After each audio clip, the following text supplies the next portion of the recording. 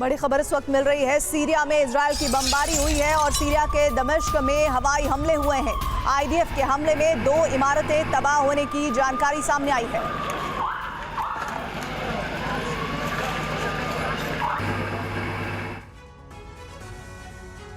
America में चुनाव नतीजों के साथ ही दुनिया में बहुत कुछ बदलने लगा है। ट्रंप सत्ता संभालने के बाद रूस यूक्रेन युद्ध रुकवाने को प्राथमिकता देने वाले हैं। यही वजह है कि रूस ने यूक्रेन में हमले की रफ्तार को तेज कर दिया है। कोशिश ज्यादा से ज्यादा इलाके पर कब्जे की है ताकि यूक्रेन बेहद कमजोर स्थिति में हो और सीज फायर रूस की शर्तों पर हो सके। दावा यह किया जा रहा है कि ट्रंप की टेबल तक पुतिन के युद्ध विराम के फॉर्मूले को सीक्रेट तरीके से पहुंचा दिया गया है और सीज फायर के लिए पुतिन के ब्लूप्रिंट और प्लान को समझने के लिए हमारी एक्सक्लूसिव रिपोर्ट जरूर देखिए।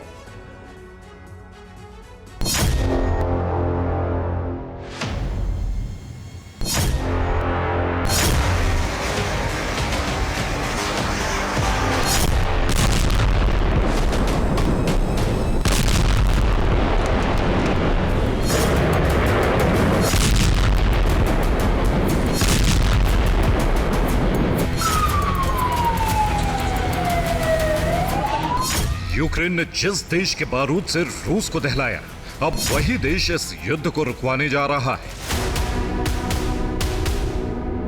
जिस अमेरिका ने दिल खोलकर यूक्रेन की मदद की, अब उसी देश का अगला राष्ट्रपति इस युद्ध को रुकवाने की प्रतिज्ञा ले चुका है।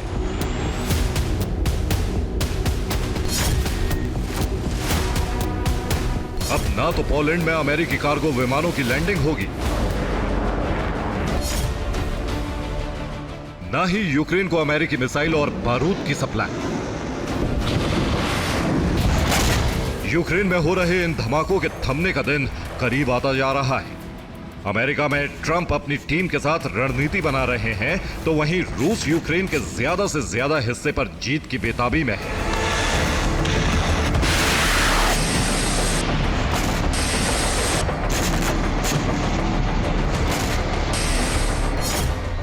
यूक्रेन पर रूस के हमले बेहद तेज हो चुके हैं। रूस यूक्रेन के कई हिस्सों में जीत हासिल कर चुका है। पूर्व और दक्षिण के इलाकों में रूस कब्जे का इलाका बढ़ा रहा है।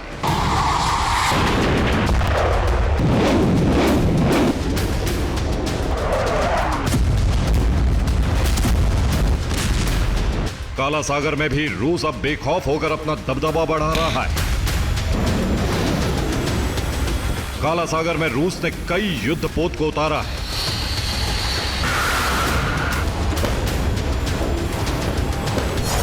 दूसरी तरफ यूक्रेनी सेना अब अपने अस्तित्व बचाने की जंग लड़ रही है। लेकिन दावा है कि ट्रंप की जीत से यूक्रेन में बेहद मायूसी है। यूक्रेनी सैनिकों का हौसला पहले से कम हुआ है। हथियार सप्लाई की रफ्तार भी धीमी हो गई है। राष्ट्रपति ज़ेलेंस्की और मंत्री भी बेहद मायूस हैं।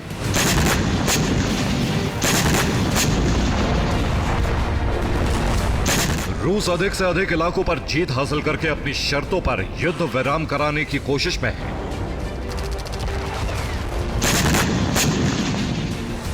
तो वहीं यूक्रेनी सेना के पास कुछ महीनों की मोहलत है। इस दौरान यूक्रेन को बेहद मजबूत स्थिति हासिल करनी होगी ताकि ट्रंप बराबरी पर फैसला ले सके।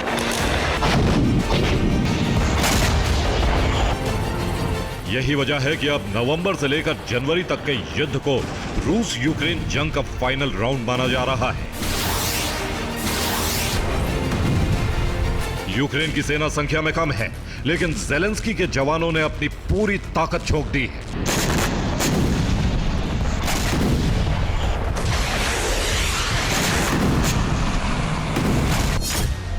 पूर्वी यूक्रेन के कुराखोव में रूसी काफिले पर हमला हुआ। रूस के 47 सैनिकों की मौत का दावा किया जा रहा है। रूस के 2 टैंक और कई वाहनों को भी नष्ट कर दिया गया। हैरानी की बात है कि इस हमले के लिए यूक्रेन की सेना ने सिर्फ लेपर्ड टैंक का इस्तेमाल किया। पूर्वी यूक्रेन में रूस ने सैनिकों की तैनाती बढ़ा दी है। डोनेस्क में यूक्रेनी सैनिकों को पूरी ताकत लगानी पड़ी। रूस फिलहाल यूक्रेन में 3 तरफ से हमले कर रहा है, क्योंकि पुतिन ट्रंप के लिए अपना सीज फायर प्लान फाइनल कर चुके हैं। रिपोर्ट के मुताबिक पुतिन ने सीक्रेट तरीके से युद्ध विराम का प्लान ट्रंप तक पहुंचाया। पुतिन के प्लान में उनकी सीज फायर की शर्तों का ब्यौरा है। यूक्रेन के भविष्य को लेकर अमेरिका से कई मांगे की गई हैं।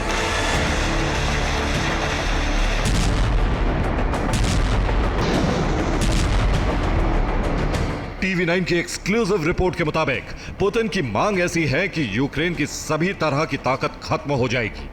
यूक्रेन एक बेहद छोटे से इलाके में सिमट कर रह जाएगा, जहां की सरकार पुतिन के हाथों की कठपुतली होगी।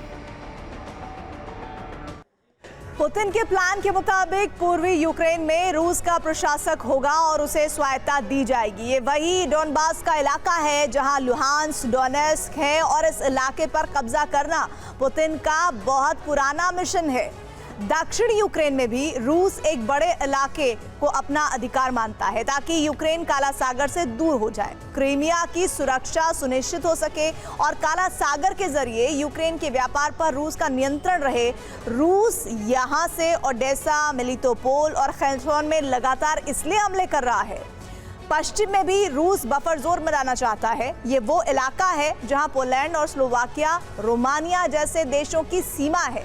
रूस नहीं चाहता है कि इन देशों से यूक्रेन को कोई मदद मिल सके। नेटो की सेना इस सीमा से यूक्रेन में घुस सके। अगर पुतिन की शर्तें मानी गईं तो तस्वीर कुछ ऐसी होगी। यूक्रेन के 3 तरफ रूस की सेना तैनात रहेगी। यूक्रेन एक छोटे से इलाके में सिमट जाएगा। रूस चाहता है कि यूक्रेन कभी नेटो में शामिल न हो, इसके लिए कानून बने। यूक्रेन में न सेना हो और न ही हथियार रहे। यूक्रेन की सुरक्षा की जिम्मेदारी रूस के हवाले की जाए।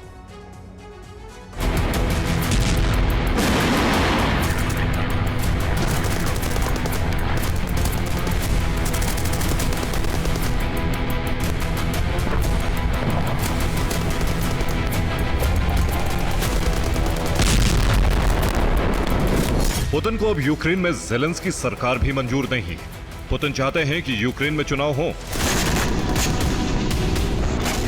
ट्रंप रूस की सभी शर्तें मान लेंगे ये मुश्किल लगता है, क्योंकि युद्ध में कई नाटो देशों के हथियारों का इस्तेमाल हुआ। नाटो देशों ने अमेरिका के नेतृत्व में ही यूक्रेन की मदद की है।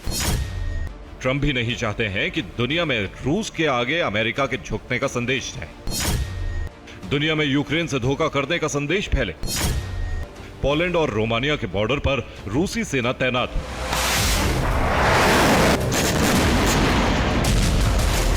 यही वजह है कि अमेरिका ने यूक्रेन को पूरी ताकत से लड़ने का संदेश दिया है, ताकि युद्ध में रूस मजबूती हासिल ना कर सके।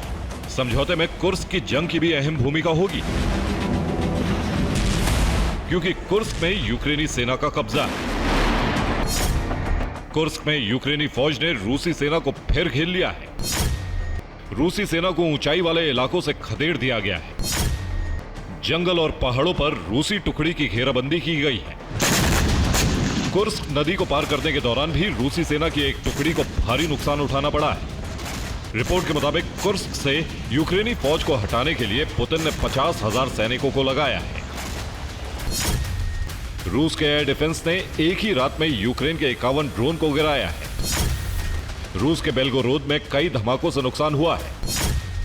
क्रीमिया में भी यूक्रेन के हमले से कई धमाके हुए हैं।